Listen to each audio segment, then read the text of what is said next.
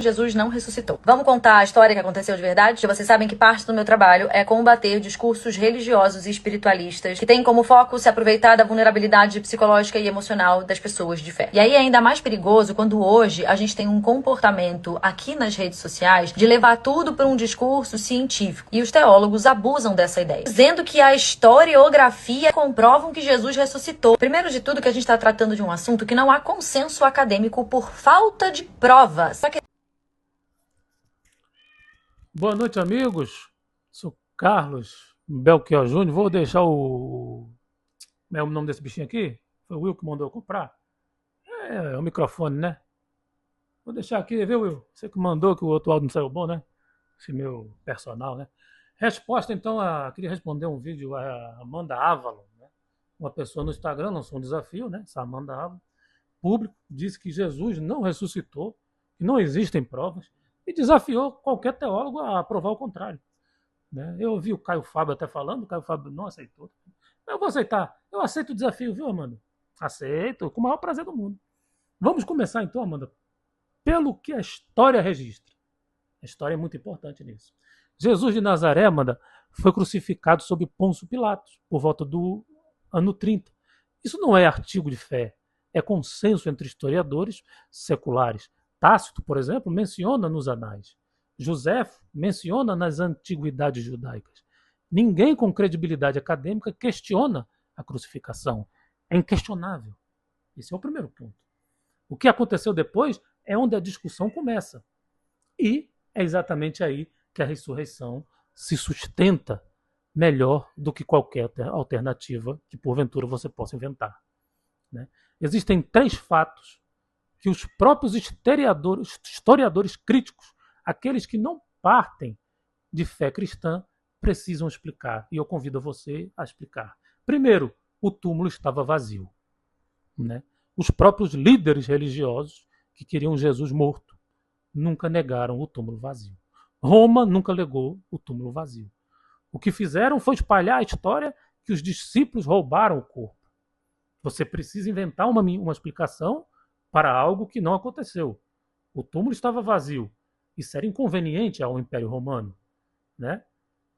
Para ser ignorado. Então, inventou-se uma história. Segundo, as aparições.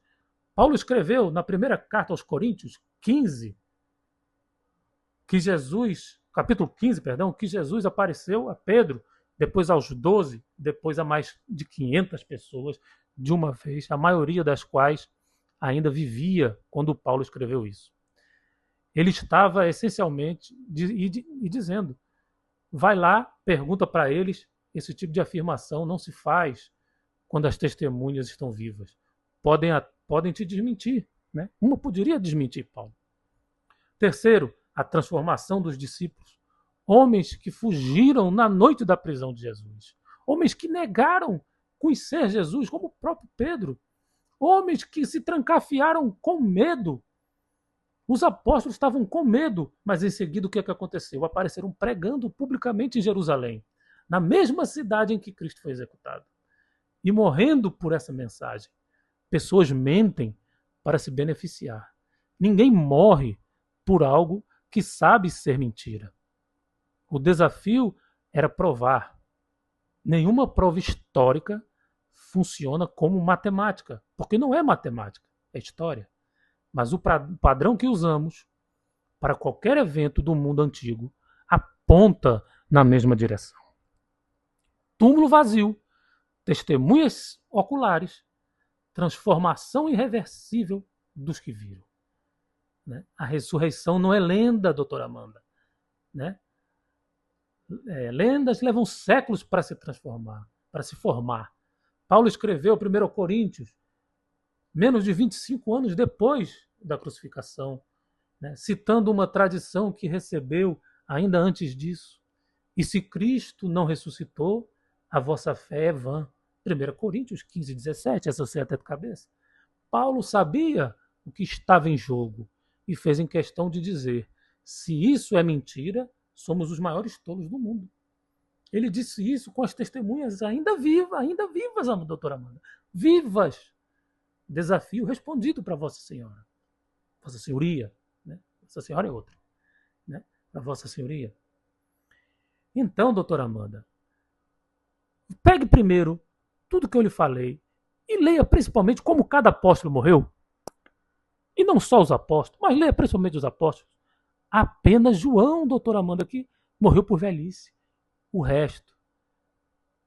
Pedro foi crucificado de cabeça para baixo. Né? Teve apóstolo que foi degolado. Teve apóstolo, doutora Amanda, que a senhora não sabe, na África, na Ásia, que foi escalpelado. Tiraram a pele do sujeito. Deixaram ele na dor. Para ele negar a Cristo somente. Negue a Cristo e você está salvo. Ele não negou, doutora Amanda. Ele preferiu a morte. E a morte dolorida. Né? Então a resposta está bem respondida, eu creio eu, né? Se a senhora não gostou da resposta, paciência. O que eu posso fazer com a senhora? Nada. E vou dar um conselho para a senhora. Largue essas cartas de tarô. Isso não faz bem. É um aviso, né? É um aviso de quem tem mais experiência na vida do que você. Larga esse tarô, né? Tarô não faz bem. Parta para outra coisa. Estude a palavra de Deus.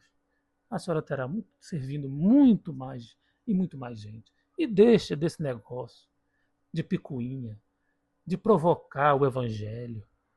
Né? Acho que a senhora passou até da idade disso. Né?